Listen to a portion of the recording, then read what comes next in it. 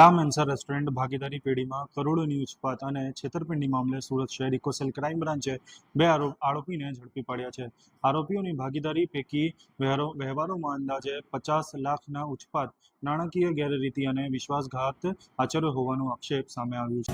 વૈષ્ણવજન તો તેને કહીએ જે પીડ પરાઈ જાનાને રે. નમસ્કાર દર્શક મિત્રો, આપ જોઈ રહ્યા છો નવજીવન ન્યૂઝ. હું છું સાર્થક પટેલ. વાત કરીએ સુરતના સિંગણપુર વિસ્તારની, તો ફરિયાદી દ્વારા સિંગણપુર પોલીસ સ્ટેશનમાં નોંધાવવામાં આવેલી ફરિયાદ આધારે ઇકોસેલ ક્રાઇમ બ્રાન્ચે તપાસ હાથ ધરી હતી અને તપાસ દરમિયાન સામે આવ્યું હતું કે આરોપી રવિન્દ્ર કુમાર કનુભાઈ જે છે તે પેઢીના નાણાકીય ગેરઉપયોગ કરી લોનની રકમ પોતાના અંગત ખાતામાં ટ્રાન્સફર કરી રહ્યા હતા અને યોગ્ય હિસાબે આપ્યો ન હતો.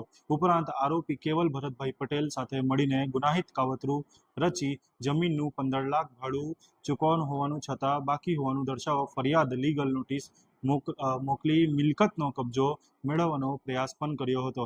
ઘટનાની ગંભીરતા જોતા ઇકોસેલ ક્રાઇમ બ્રાન્ચે આગળ અલગ અલગ ટીમો બનાવી ટેકનિકલ સર્વેલન્સ અને ખાનગી બાતમીના આધારેથી મદદથી તપાસ શરૂ કરી હતી અને તપાસ દરમિયાન આરોપી રવિન્દ્ર કુમાર કનુભાઈ જે છે અને કેવલ ભરતભાઈ પટેલ બંનેને સુરતમાંથી મળી આવતા તેઓને અટકમાં લઈ પૂછપરછ હાથ ધરવામાં આવી છે.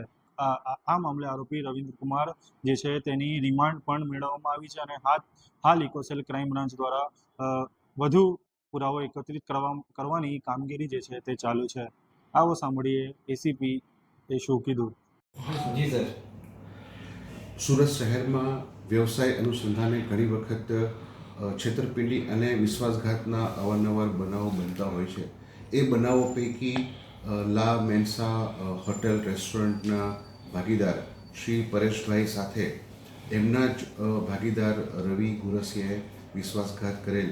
જે બનાવની હકીકત એવી છે કે બંનેનો આ રેસ્ટોરન્ટનો વ્યવસાય લા મેન્સા નામનું રેસ્ટોરન્ટથી કતારગામ વિસ્તારમાં ચાલતું હતું અને ત્યાં ભાગીદારી પેઢીમાં આ વ્યવસાય ચાલુ હતો. એ દરમિયાન ભાગીદાર રવિ ગુરસિયા દ્વારા પૈસા પોતે અન્ય ફરિયાદીની જાણ બહાર ઉપાડી લઈ 49 લાખ રૂપિયાની વિશ્વાસઘાત એની સાથે કરવામાં આવેલો હતો અને ભાગીદાર રવિ ગુરસિયાએ પોતે જે જમીન માલિક હતા એમની સાથે પોતાના પર્સનલ સ્ટેટસમાં એ ભાગીદારી કરાર બંને મેળાપીપણામાં રદ કરી અને પરેશભાઈની જાણ બહાર જ તે આ વ્યવસાય બંધ કરાવવા માટેના પ્રયત્ન કરેલા.